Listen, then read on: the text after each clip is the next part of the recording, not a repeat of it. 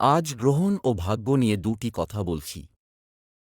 অনেকেই সূর্যগ্রহণ এবং চন্দ্রগ্রহণকে মানেন। যতক্ষণ সূর্যগ্রহণ বা চন্দ্রগ্রহণ থাকে ততক্ষণ তাঁরা সূর্যচন্দ্রের দিকে তাকান না, কোন খাদ্য আহার করেন না, জলপান করেন না, রাঁধা বস্তু ফেলে দেন।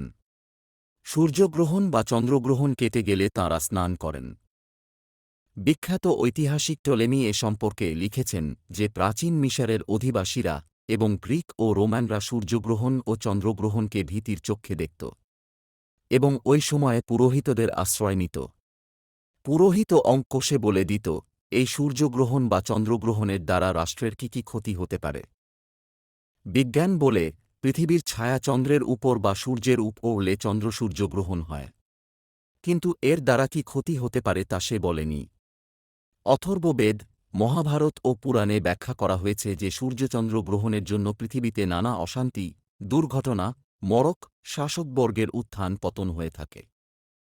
জ্যোতিষশাস্ত্রে বলা হয়েছে, চন্দ্রগ্রহণ অথবা সূর্যগ্রহণকালে চন্দ্র বা সূর্য যে রাশিতে থাকে এবং যেখানে যেখানে এ দৃষ্ট হয় তার ফলে সেই রাশিস্থিত নরনারী ও রাষ্ট্রের শুভাশুভ ফল দেখা যায়।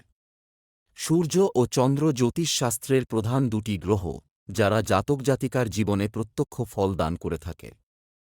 সেক্ষেত্রে চন্দ্র বা সূর্যে কোনো ছায়া পড়লে তাঁদের ক্রিয়ার নরনারীর উপর প্রতিক্রিয়া দেখা দিয়ে থাকে। ধন্যবাদ।